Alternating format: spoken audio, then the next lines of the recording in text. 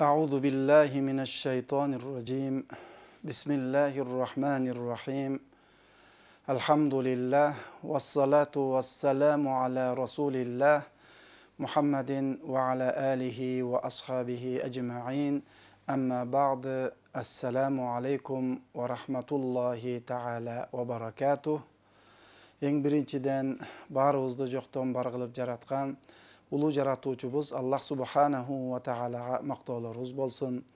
Андан кийин улуу жолбашчыбыз пайгамбарыбыз Мухаммад Мустафа саллаллаху алейхи ва салламга салам, дуаларыбыз болсун. Урматтуу жамаат, урматтуу элим журтум, бүгүнкү күндөгү эң көйгөйлүү маселелер, зээнибизди кейиткен, капа кылган маселелер, көйгөйлөрдүн бири бүгүнкү күндө ажырашуунун көбөйүүсү. Биз канчалаган жаштарыбыз үйлөнүп, жаңы үй бүлө курулду деп сүйүнүп, аларды мактап, тактап, алкыш айтып, балдарыбызга жакшы сөздөрүбүздү айтып сүйүнгөнүбүз менен анын артынан көптөгөн ажырашуулар, көптөгөн ушундай бир көйгөй маселелер козголгондугу сөзүбүздүн башыбызда айтып өткөндөй адамдын зээнин кейитип атат. Ал эми чындыгында Аллах субханаху ва тааля өзү улуу китеби Кур'анда айткан, албетте Аллах тааланын аят кереметтеринен кимде ким ага пикир жүргүзүүчүлөр үчүн Аллах тааланын аят кереметтеринен болот. Силердин өзүңөрдүн эле напсиңерден аялдарды жаратып, жубайларды жаратып, ошол жубайларды жаратууда литаскуну илайха, аларга байыр алып, тынчтанып, мына ушул литаскуну илайхадан байыр алып, тынчтанып дегенде негизи адамдар үйлөнүш менен, жигиттер үйлөнүп, үй бүлө куруш менен кадимкидей мындай жүрөктөрүндө тынчтануу пайда болот. Мисал ала турган болсок, кээ бир учурларда балдарым такыр укпай атат, тил албай атат, насаат айтып коюңузчу, андай мындай кечинде чыгып кетет, мен кыжаалатмын, корком, эмне болду деп ар кандай кыжаалатчылыктар менен бизди кээде чакырып насаат айттырган учурлар да кездешет. Ошондой учурларда насаат айтып, жакшы сөздөрүбүздү айтабыз, бирок ошол эле балдар үйлөнгөндөн кийин ата энеси балдарым тынчып калды, үйдө болуп калды, үйдөн чыкпай калды, кечинде аяк бияка кетпей калды деп ата энесинен болгондо сүйүнүчтөрдү угабыз. Бу литаскуну илайха, силер ошол аялдарга, үйлөнгөн аялдарга байыр алып, тынчтанууңар үчүн Аллах таалам силердин напсыңардан ошондой аялдарды жараткандыгын Аллах таалам бизге Куранда баяндап атат. Жана ортоңорго сүйүү, Аллах таалам сүйүү, мархамат, мухаббат, жакшылыкты дагы Аллах таалам жаратып койду ошол аял эркектин ортосунда.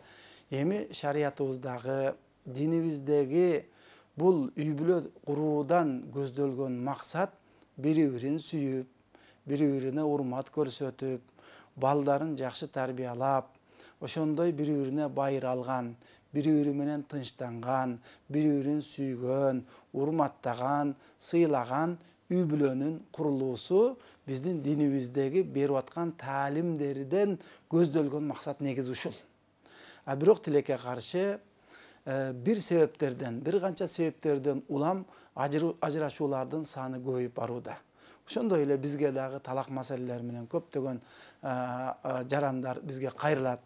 Кээ бир учурда ошол айып эркек тараптан кетсе, кээ бир учурда аял тараптан кетсе, кээ бир учурда экөөнөн тең, кээ бир учурда келет ажырашууга бир себеп жок да, бир болбогон эле аны мындай жылдырып койбодуң да, өзүң эле жылдырып койбойсуң, бүт ушудан жаңжал чыгып ажырашууга алып барган себептер дагы бар да. Андыктан биз мына руханий тарбия деп, адамды руханий жактан тарбиялап аткан китептерибиз, Кур'ан, хадис, аяттарда айтып аткан маселелери ушу руханий жактан тарбиялоого көп багытталган да. Себеби ушу руханий жактан тарбия албагандан кийин ал жерде кечирим деген нерсе жок болот. Бир эле ооз ашыкча кыйкырып койду, кечиримсиз. ушундай кылып койду. Күйөөсүнөн бир оз кыйкыруу же сөгүлүү угулуп калды. ага да кечирим жок. Негизи андай болбош керек эле, эми болуп кетти. Болуп кеткен тагдырда кечирим деген бар, сабыр деген бар, бири-бирине болгон урмат деген бар. Ошонун инсан экендиги, бирөөнүн кызы экендиги, эртең менин кызым турмушка чыкса кандай болот, өзүнүн кызын ойлонгондугу, апасын ойлонгондугу, мындай руханий тарбиялар зарыл да. Эми ошону менен бирге эле бүгүнкү күндө дагы себептеринен ала турган болсок, ошол үй бүлөдөгү жоопкерчилик. Ар биринин өзүнүн жоопкерчилиги бар. Эркектин өзүнүн жоопкерчилиги, аялдын жоопкерчилиги, укуктары бар, милдеттери бар. Аларды дагы так аткарып эгер билген болсок, мына менин милдетим, буну мен аткарайын, мен карайын деп, буну мен аткарайын деп жашаган болсо, бактылуу эле жашайт. Бири-бирине болгон мамилелерде, адамда негизинен руханий тарбияда адамдардын бири-бирине болгон мамилени оңдойт да. Ошол мамилелердин эң жакыны мен оюмча аял эркектен өткөн жакын мамиледеги жашоодо инсан болбойт да, эң жакыны экөө да.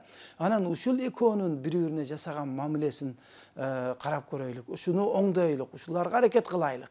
Эки адамдын үй бүлөдө бир үйдө жашаган, балдарын жакшы көрөт, төрөлгөн өздөрүнөн калып аткан урпактарды жакшы көрөт. Ошол экөөнүн үйлөнүшү менен куда сөөк деген болуп канчалаган алысты жакын кылган кыз, тамакты даамдуу кылган туз деп макалдарыбыз менен куда сөөк. Ал эми конок күтүүдөгү биздеги эң жогорку конок деп кимди билебиз? Куда сөөктү билебиз. Пайгамбарыбыз күйөө баласын пайгамбар сыйлаптыр деп күйөө баланы сыйлоо, ошолордун бардыгы келип туруп, ушу эки жаштын үйлөнгөн аял эркектин ынтымакчылыгы, экөөнүн сүйүүсү, экөөнүн жашоону туура багытта алып кетүүсү, экөөнүн ажырашпай үлгүлүү жашоосу негизги максат эле. Мына ошондуктан көп себептерден улам ажырашуулар пайда болуп атат. Дагы бир себептери бүгүнкү күндө сериалдарды айтайлыкчы. Ошол сериалдарды көрүп алып, ушу кинодогудай жашоону үмүт кылышат. Ошо кинодогудай жашоого умтулушат. Жок, ал реалдуу жашоодо ал мүмкүн эместир балким булар үчүн. Ал жерде кинодо кооздоп тарткандыр. Ал эми чындыгында ал андай эле боло бере турган нерсе эмес. Ошо кинодогуну көргөндө эле ошондой болуш керек. Жок. Жашоодо ысык болот, суук болот, бар болот, жок болот. Ошого жетишесиң, жетишпейсиң. Ошон үчүн сабыр, ошон үчүн кечирим, ошон үчүн бири-бириге болгон урмат, ошон үчүн ысык суукта бири-бириңерге жакшы мамиле кылгыла деген андан чоң дагы максаттарыбыз биздин аркабыздагы өсүп келе жаткан муунубуз, урпактарыбыз, бала чакаларыбыз, перзенттерибиз менин келинчегимди көрүп алар таалим тарбия алат да. Биз балам жакшы бол, балам бирөө менен мындай кылба деп айтып тарбия бергенден көрө биз өзүбүз аткарып ошол ишти кадимкидей эле мен үйдө аялыма жасап аткан мамилем, кыздарыма жасап аткан мамилем, идиш аякка жасап аткан мамилем, үйдөгү буюм тайымга жасап аткан мамилем, үйдөгү өзүм таап келген акчага, каражатка жасап аткан мамилемдин бардыгын балдар көрүп, ошолор мен аларга аткарып берүүчү инсан катары көрүнсөм, олар көрүп дагы менден таалим тарбия алыш керек да. Ал эми бул жерден биз эми мына ажырашып аткандарга, урушуп аткандарга, жаңжалдашып аткандарга, бири-бирин сыйлай албай аткандарга көп ирет какшап айтабыз, ынтымак бололу, биримдикте бололу. Ошону менен Аллах Таалам Куранда айткан: "Аъуду биллахи минеш шайтанир раджим, хунна либасул лакум ва антум либасул лахун." Алар аялдар, силердин кийимиңер деп Аллах Таалам эркектерге айтып атат. Ал эми вахунна алар аялдар болсо, ва антум силер болсо либасул лахун аялдардын кийимисиңер дейт да. Көп жерде айтып келебиз, биз ушул кийимге жасаган мамилени эле бири-бирибизге жасаган болсок бактылуу болобуз. Кийимге жасаган мамилебиз кирдеп калса жууйбуз, бырышып калса үтүктөйбүз. Үйгө алып барсак вешалкаларга, илгичтерге илип коебуз. Аны жууганда дагы жыттуу эң сонун айна жуугучтарды алып келебиз. Бир тикендүү жерден өтүп бара жатсак, кийимибизди бир тикен илип кетпесин деп аяйбыз. Аллах Таалам аял эркекти бири-бирине ушул кийимге окшотуп атат да. Кийим ысыктан тосот, сууктан тосот.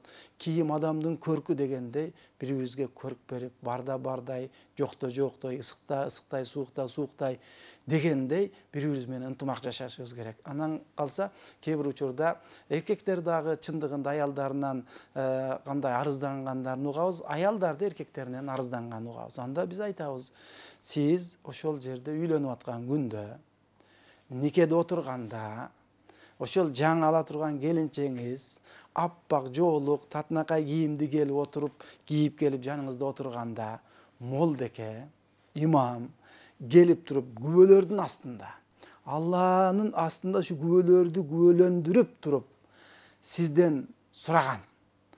Ушун баланча кызы баланчаны сен өмүрлүк жолдоштукка кабыл кылдыңбы? Өмүрлүк жолдоштукка. Ошонун ичинде анын ичкени да, жегени дагы, жакшылыгы дагы, жамандыгы дагы бардыгын биз күбөлөр астында ант берип кабыл алдым деп алганбыз. Ошол жерде бүткөн ишибиз. Аялдарды да кээде эркектерден арызданып келсе айтабыз. Ошол жерде сен ушул күйөөгө чыгууга макулдугуңду бергенсиң. Ушуну менен өмүрлүк жолдоштукка жашоого макулдугуңду бергенсиң. Эми урушуп аткан нерсеңер, ажырашууга себеп болуп аткан нерсеңер бир ажыраша турган себеп жок. Ортодо биз угуп көрөбүз, экөөнү теңчи. Аялды да угабыз, эркекти да угабыз. Менин көз карашымда эч бир ажыраша турган себеп жок да. Болбогон эле нерсе. Мындай көңүл бурбай эле койсо боло турган нерселер да. Ошондуктан бул бизде бүгүнкү күндө көйгөй, буну көйгөй экен деп таштап атканыбыз болбойт. Чечишибиз керек, аракет кылышыбыз керек, түшүндүрүшүбүз керек. Балдарыбызды, үйлөнө элек балдарды үйлөнгөнгө тарбиялашыбыз керек. Турмушка чыга элек кыздарыбызды турмушка барганда түтүн булатып алып кете турган кыздарды тарбиялап чыгарышыбыз керек. Аллах Таала эми элибизге, журтубузга ийгилик, береке, жакшылык берсин.